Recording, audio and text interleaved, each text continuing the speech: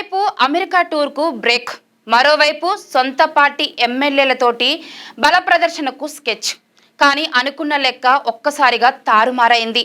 40 మంది ఎమ్మెల్యేలు వస్తారని అంచనా వేస్తే చివరకు 17 మందే మీడియా ముందుకు రావడం ఇప్పుడు తెలంగాణ కాంగ్రెస్లో కొత్త చర్చకు తెరలేపింది. అసలు రేవంత్ రెడ్డి శిబిరంలో ఏం జరుగుతుంది? సీఎం విదేశీ పర్యటన ఎందుకు కుదించుకోవాల్సి వచ్చింది? ఎమ్మెల్యేలు ఎందుకు వెనక్కి తగ్గారు? ఈ రెండు పరిణామాలు వేరువేరు అంశాలా, లేక రెండిటి వెనకాల కాంగ్రెస్ లో నడుస్తున్న అంతర్గత రాజకీయాల కారణమా? ఇప్పుడు ఇదే తెలంగాణ పాలిటిక్స్ లో హాట్ టాపిక్ గా మారింది.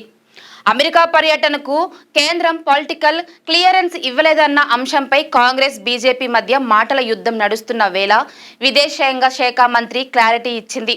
పర్యటన ఉద్దేశం, కార్యక్రమాలు సీఎం హోదాకు, టూర్ ఉద్దేశానికి అనుగుణంగా ఉన్నాయా అనే అంశాలను పరిశీలించిన తరువాతే అనుమతి ఇస్తామని, ఈసారి సమర్పించిన కార్యక్రమాల ఆ ప్రణాళికలకు సరిపోలేదని చెప్పింది. అంటే రాజకీయ వివాదానికి కేంద్రం అధికారికంగా వివరణ ఇచ్చినట్టే. రేవంత్ రెడ్డి ప్రభుత్వం ప్రతిష్టాత్మకంగా చేపట్టిన తెలంగాణ రైజింగ్ లో భాగంగానే అమెరికా పర్యటనను ప్లాన్ చేసింది. విద్య, నైపుణ్యాలు, టెక్నాలజీ, పరిశోధన రంగాల్లో భాగస్వాములే ప్రధాన లక్ష్యాలుగా ప్రభుత్వం చెప్పింది. Harvard, MIT, north eastern university, Virginia tech వంటి సంస్థలతోటి సమావేశాలు, అవగాహన ఒప్పందాల ప్రతిపాదనలు కూడా ఉన్నాయని ప్రభుత్వం తెలిపింది. మొదట లండన్ నుంచి బోస్టన్, ఆ తర్వాత న్యూయార్క్ తో సహా అమెరికాలోని పలు ప్రాంతాల్లో సీఎం పర్యటించాల్సి ఉంది. అయితే రెండు దేశాల టూర్ లో అమెరికా భాగానికే కేంద్రం అనుమతి రాలేదు. యూకే పర్యటనకు మాత్రం అనుమతి ఉందని విదేశాంగ శాఖ స్పష్టం చేసింది. దీంతో అమెరికా వెళ్లి కార్యక్రమాన్ని సీఎం రద్దు చేసుకుని ఆగస్టు 23న హైదరాబాద్కు తిరిగి రావాలని నిర్ణయించుకున్నట్లు రాష్ట్ర ప్రభుత్వం తెలిపింది. ఇక్కడే అసలు ట్విస్ట్ ఏంటంటే టూర్ పూర్తిగా ఆగిపోలేదు. సీఎం వెంట వెళ్లిన అధికారుల బృందాన్ని మాత్రం అమెరికాకు పంపించి ముందుగా ప్లాన్ చేసిన సమావేశాలు, విద్యా సంస్థలు, పరిశోధన సంస్థలతోటి భాగస్వామ్యం చర్చలను కొనసాగించాలని సూచించినట్లు సమాచారం. ఇక ఇదే సమయంలో రాష్ట్ర కాంగ్రెస్ లోని కొండా సురేఖ కుమార్తె సుష్మిత వ్యాఖ్యలు వ్యవహారం రాజకీయంగా మంటలు రేపింది. పరకాల సీటు విషయంలో సుష్మిత, సీఎం రేవంత్ రెడ్డి మధ్య విభేదాలు బయటపడడం, ఆ తర్వాత సుష్మిత చేసిన ఘాటు వ్యాఖ్యలు, పార్టీ క్రమశిక్షణ కమిటీ సురేఖకు షోకాజ్ నోటీసులు ఇవ్వడం, ఈ పరిణామాల్ని కాంగ్రెస్ లో చర్చకు దారితీశాయి. ఈ నేపథ్యంలోనే రేవంత్ శిబిరం సొంత బలాన్ని చూపించుకునేందుకు పెద్ద ఎత్తున ఎమ్మెల్యేలను ఒకే వేదికపైకి తీసుకురావాలని ప్రయత్నించిందన్న ప్రచారము జరిగింది. దాదాపుగా 40 మంది ఎమ్మెల్యేలతోటి మీడియా ముందుకు రావాలని ప్లాన్ చేసినట్టు కాంగ్రెస్ వర్గాల్లోని చర్చ జరిగింది. కానీ ఫైనల్ గా 17 మంది ఎమ్మెల్యేలే మీడియా ముందుకు రావడం రాజకీయంగా ఆసక్తిగా మారింది. దీనిపై రేవంత్ శిబిరం ఎలా చూస్తుంది? మిగతా ఎమ్మెల్యేలు ఎందుకు రాలేదు? వాళ్ళ మౌనం వెనకాల అసంతృప్తి ఉందా, లేక ప్రస్తుత పరిణామాల్లో ఆచితూచి వ్యవహరించాలనే వ్యూహమా? ఇవన్నీ ఇప్పుడు కాంగ్రెస్ లోనే చర్చించుకుంటున్న ప్రశ్నలు. ఇక ఈ ఎపిసోడ్ లోని మరో కీలక అంశం సీఎం స్నేహితుడు వేం నరేందర్ రెడ్డి చుట్టూ తిరుగుతుంది.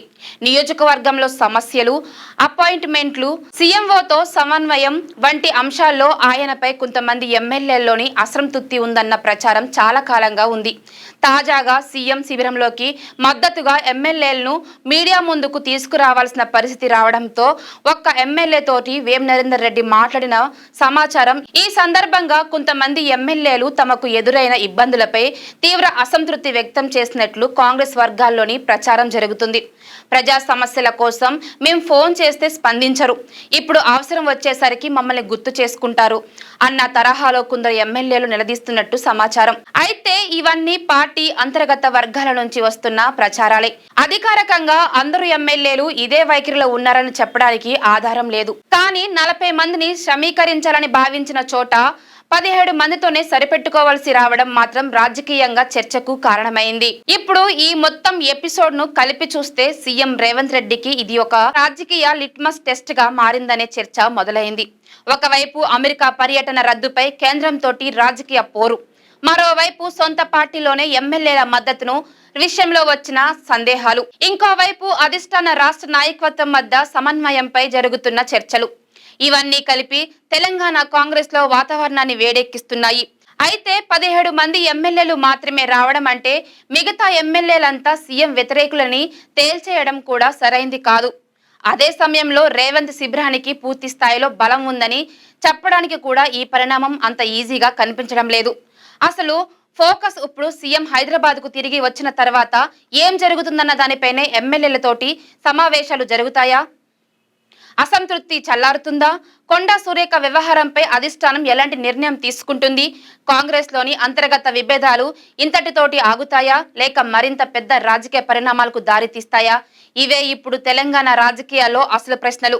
మొత్తానికి అమెరికా టూర్కు బ్రేక్ పడింది, కానీ తెలంగాణ కాంగ్రెస్లో రాజకీయం వేడి మాత్రం ఇంకా తగ్గలేదు.